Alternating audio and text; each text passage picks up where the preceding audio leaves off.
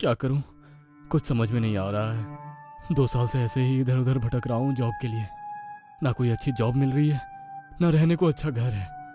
आज तो मेरी गर्लफ्रेंड ने भी मेरे साथ ब्रेकअप कर लिया। मेरे सारे दोस्त भी पैसे ना होने के कारण मेरा मजाक उड़ाते हैं।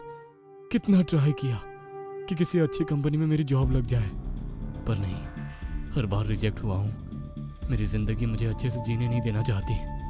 क्या फायदा ऐसी जिंदगी का? इससे अच्छा तो मैं मर ही जाऊं। कम से कम इस जिल्लत भरी जिंदगी से छूट तो जाऊंगा। वो रोते रोते पानी में देखता है। उसे अपनी परछाई पानी में दिखाई देती है। वो पानी को छूता है। अगले ही पल पानी का रंग बदलने लगता है। आसमान जैसा नीला पानी काला होने लगता है। देखते ही देखते उस तालाब का पानी पूरी तरह से काला हो गया। उस पानी को देखकर मानो जैसे वो लड़का अपने होश खो बैठा हो, और अगले ही पल उसने पानी में छलांग लगाई। कुछ दिनों बाद एक कॉलेज में पार्टी चल रही थी। सारे दोस्त एक दूसरे के साथ डांस कर रहे थे। वहां त्रिशा, पंकज, आकाश, ये 3 बेस्ट फ्रेंड भी थे। सब लोग पार्टी एंजॉय कर रहे थे। थोड़ी देर डांस करने के बाद तीनों जाकर साइड में बैठ गए। अरे पार्टी तो बहुत अच्छी रही, पर आगे क्या प्लान है? कहीं घूमने चले? अरे अभी पिछले हफ्ते ही तो रिजॉर्ट में घूमने गए थे। पंकज, ये हमारा कॉलेज का लास्ट ईयर है। पता नहीं कॉलेज खत्म होने के बाद हम वापस कब मिलेंगे। हाँ, ये तो सही कहा तुमने। कुछ दिन ही तो साथ में रहने वाले हैं, तो ये वक्त भी एंजॉय करते हैं ना। घूमेंगे, पार्टी करेंगे, क्या पता कल होना हो। आकाश की बात सुनकर सब लोग हंसने लगे। उन्होंने कल कॉलेज के कैंटीन में मिलकर बाहर जाने का प्लान करेंगे, ऐसा बोला। अगले दिन कहे मुताबिक सब कैंटीन में मिले। आकाश अपने लैपटॉप में घूमने की जगह देख रहा था।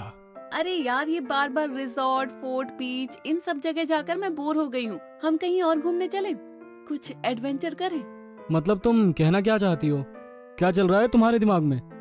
अरे मतलब कुछ अलग करते हैं ना। जिन जगहों पर हम जा चुके हैं वो तो हर कोई जाता है। हम किसी हॉरर प्लेस पे जाएं तो, किसी डरावनी जगह। जरा देखें तो ये लोग जो भूत भूत के नाम पर आधी जिंदगी डर में गुजार देते हैं, वो सच में होते भी हैं या नहीं? निशा और आकाश जोर जोर से हंसने लगते हैं, लेकिन पंकज के चेहरे का रंग उड़ गया था, मानो वो ऐसी घटनाएं जानता हो। पंकज ने ऐसी जगह जाने से मना किया, लेकिन निशा और आकाश ने उसकी एक ना सुनी।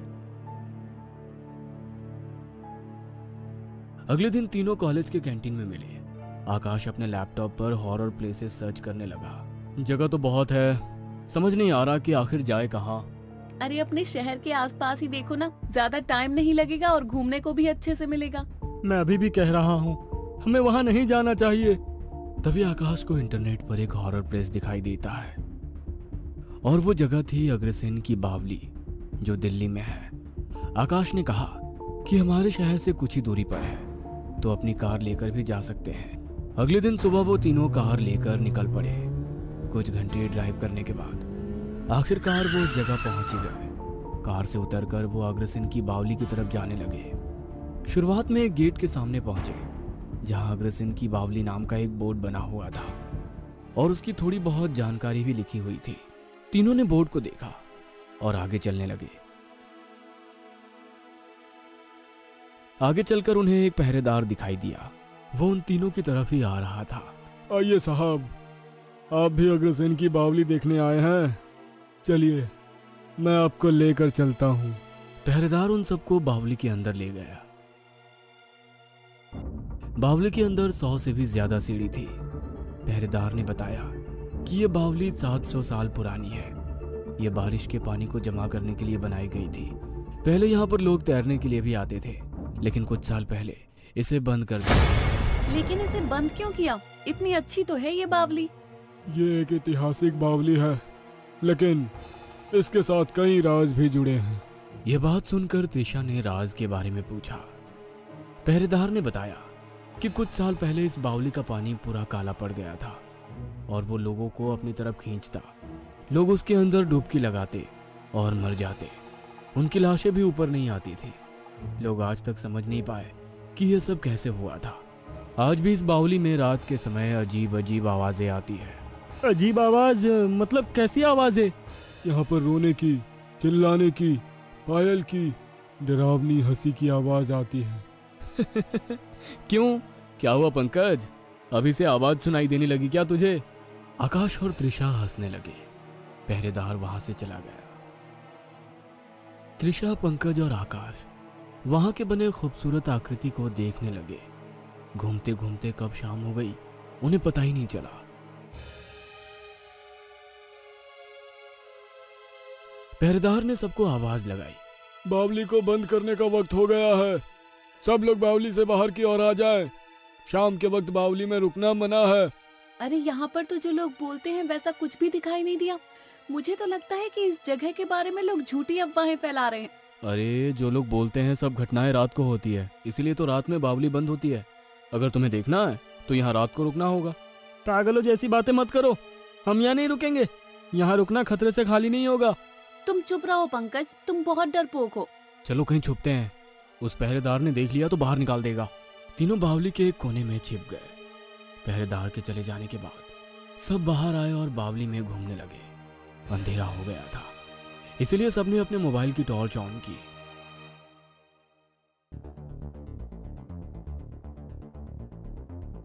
चलते चलते त्रिशा को ठोकर लगी और उसके हाथ से मोबाइल छूट गई। उसने मोबाइल उठाया और सामने देखा तो आकाश और पंकज दोनों वहां पर नहीं थे। त्रिशा ने उन्हें आवाज लगाई पर कोई फायदा नहीं हुआ। त्रिशा चलते चलते बावली के पानी के पास पहुंची। उसने पानी में देखा तो उसे अपनी परछाई नजर आई। उसने पानी में हाथ डाला। अगले ही पल बावली का पानी काला होने लगा। त्रिशा की आवाज सुनकर आकाश और पंकज डर गए। वो त्रिशा को ढूंढने लगे। पंकज को त्रिशा दिखाई दी। उसने त्रिशा को आवाज लगाई पर त्रिशा ने पलटकर नहीं देखा। वो बस उस पानी को देखे जा रही थी।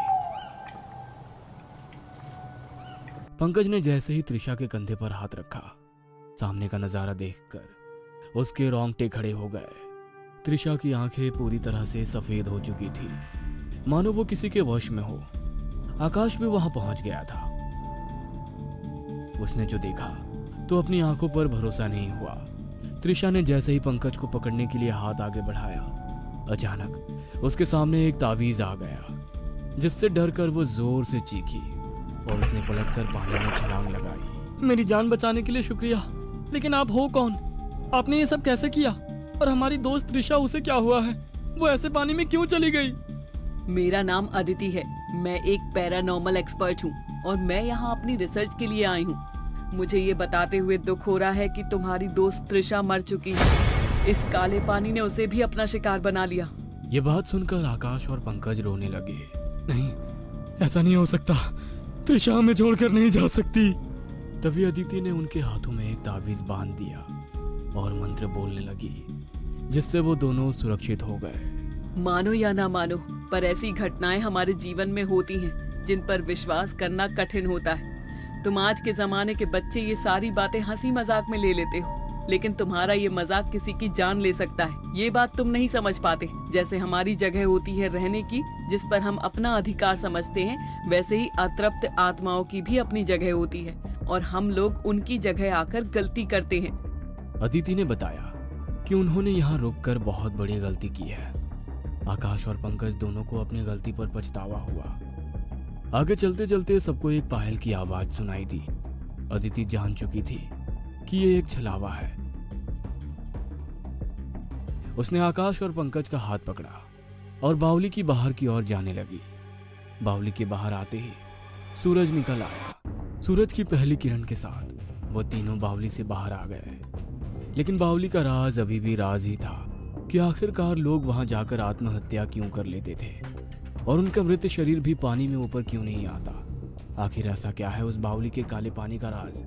आज 10 साल हो गए इस घटना को। आकाश विदेश में जॉब के लिए गया है और पंकज की शादी हो गई है और उसे एक लड़की भी है। लेकिन आज भी अग्रसेन की बावली की वो रात उनके मन में डर की दहशत बयां करती है। पंकज की लड़की अपने लैपटॉप पे सर्च करते हुए, अरे ये तो बहुत अच्छी जगह लगती है, बहुत पुरानी भी है। हम छुट्टियों में यहीं घूमने जाएंगे। चलो पापा और अंकल को इसकी एक फोटो भेजती हूँ व्हाट्सएप पर। अंकल भी तो आने वाले हैं अगले हफ्ते इंडिया।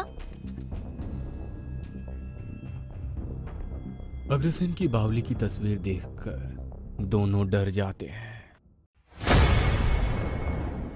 क्या आपको हमारे चैनल स्पूकी स्पूकी फ्राइडे के वीडियोस पसंद आते हैं?